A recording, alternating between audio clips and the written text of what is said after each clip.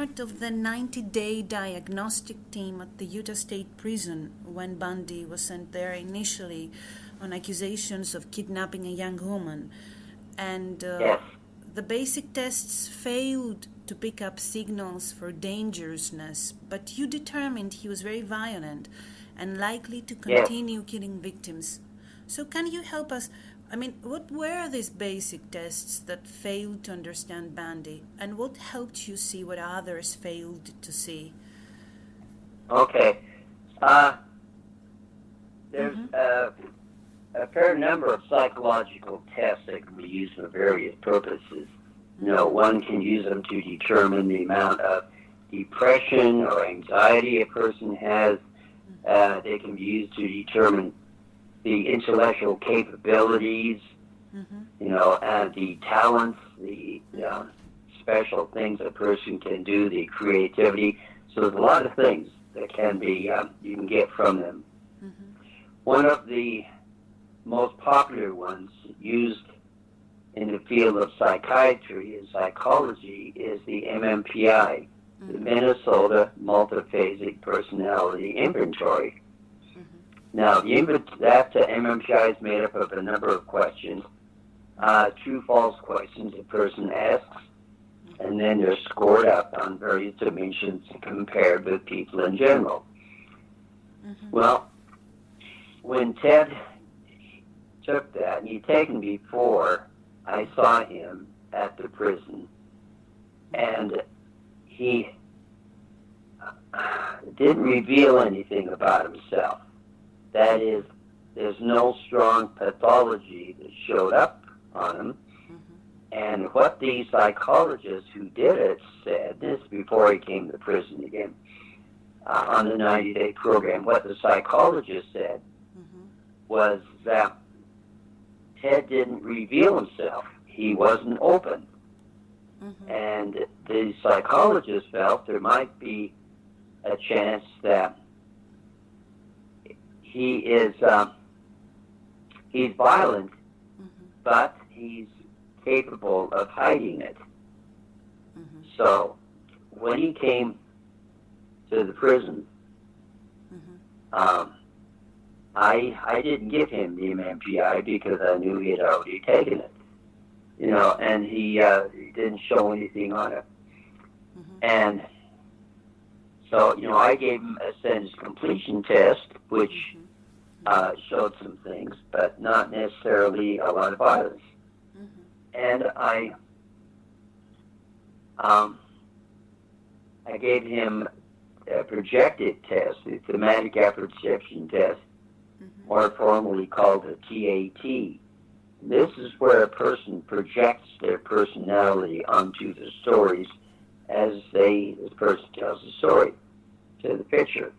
Well, I got some things out of that, but I wanted to know whether or not this Ted Bundy that I was seeing was violent or not. Now, he had been convicted of attempted kidnapping of Carol Duranch, so he was found guilty of that. And our psychiatrist, Dr. Van Osten, interviewed him there on the 90-day program in the Utah State Prison, and he concluded that, again, Ted was not open about himself. But so what he concluded was Ted was not safe to be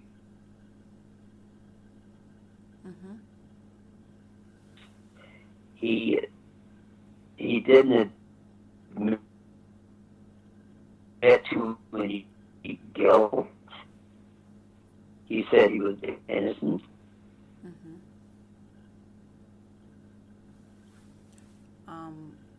Can you hear me?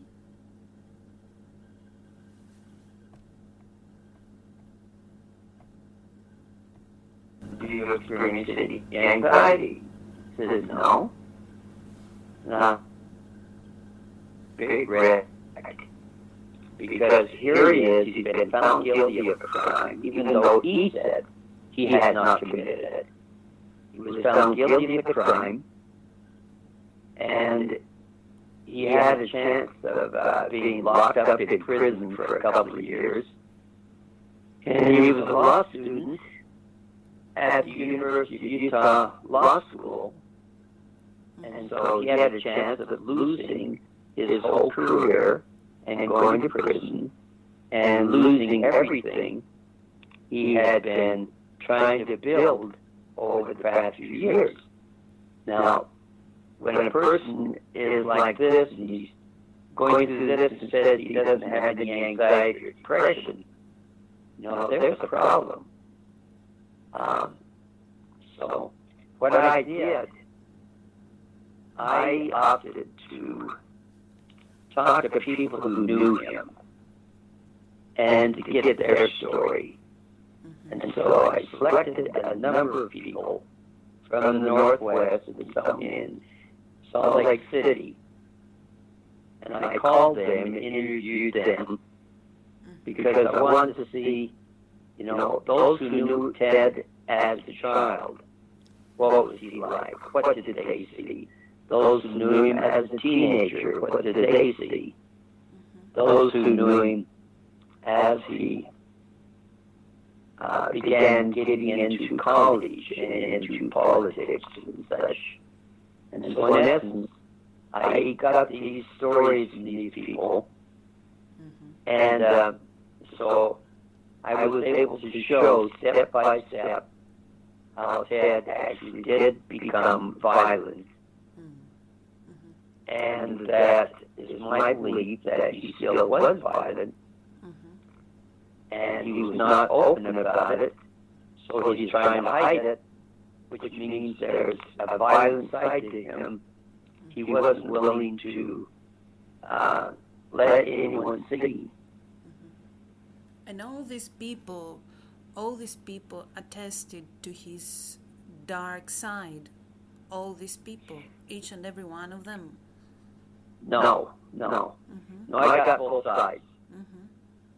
I got some people who said, Ted is a good politician. He works good in the campaigns. He's good as a co-worker. And he is just really a great guy. And there were some who, even after he had been found guilty of the crime, and he was sitting in court to be sentenced, and I had presented my report, as had others, to the judge. And there were people there who had known Ted up in the north, and they thought the sheriff's office had really made a mistake. So you had some people who said, hey, this guy is great. There's nothing really wrong with him, and he could not have committed these crimes. There are other people who said, look, there's a violent side to him. It's not one that he shows, except under certain conditions. And if you've seen my book, it's called Violent Mind, 1976 Psychological Assessment of Ted Bundy. You'll see in there a number of things that people said about how he would space out. He would choke a girlfriend when having sex. He tried to push a girl's head underwater in the Yakima River, keep it there, as if he was trying to drown her. And on a boat trip, how he just changed personalities so much that those with him thought, gee, this guy must have a split personality. You see what I'm saying? So I got both sides.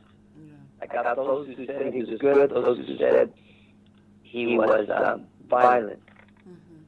And putting it all together, I was able to conclude that, yeah, he is violent. So, does that help?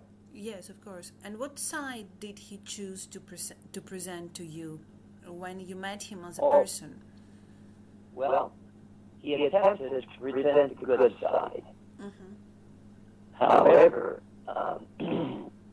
there was a couple of times he really got angry. Mm. See, his girlfriend, the girlfriend he has, she goes by the name of Liz Campbell. She wrote the book My Phantom Prince.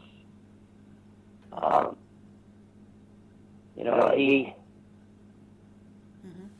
was very much in love with her, Mm-hmm. and but she went out with another guy. Mm. She said in her book she wanted to make Ted jealous because Ted had been saying he'd marry her.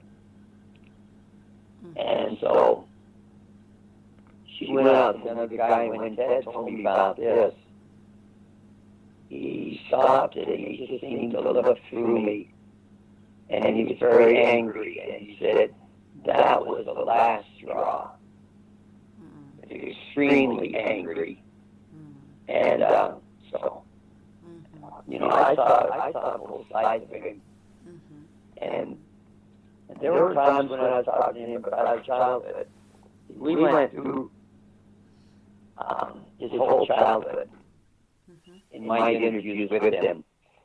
And when we went through that, I'd say, well, what was this grade like?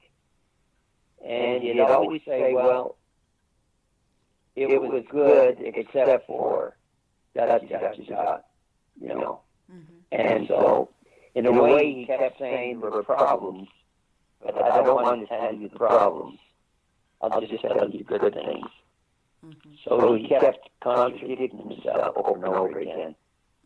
And there were some things like when he became a teenager, around 12 years old, say, and 13 years old in that period. And I said, Ted, did you ever go out with a girl? He says, yeah. I said, well, did you hold hands with her? Yeah. Well, did you and she kiss? He says, well, yeah. I said, well, did you do any just mild sexual petting, touching, you know, type of things? He says, yeah. And I said, well, Ted, what happened? Because you started to do that in your early teens and you stopped. And you didn't go on a date until you were a senior in high school. You went to a prom. You know? And he says, well, gee, Al, I don't know where I could have been. You know? So things like that, he wouldn't have an answer for it. And not having an answer told me that there was something there. There was something to that. And there are other things like that as well. So, I've done a lot of research on him, and I've seen that numerous causes have been put forward as to why he became a psychopath. You know, some talk about the disruption of attachment during his first years of life because his mother passed herself off as his sister and failed to provide him with the necessary emotional support, or his grandmother, who was supposedly his mother, was cold toward him, that he was emotionally and psychologically abused from his grandfather, that he was filled with anger when he learned that his sister was actually his mother, and so on and so forth. But still, you know, he was not seriously abused like Richard Ramirez, who grew up in abject poverty, and so his uncle killed his aunt in front of his very eyes when he was like 10 years old. So it is a very generic question, but why do you think... you want me to respond to that? That information? Okay. I know that the story about Ted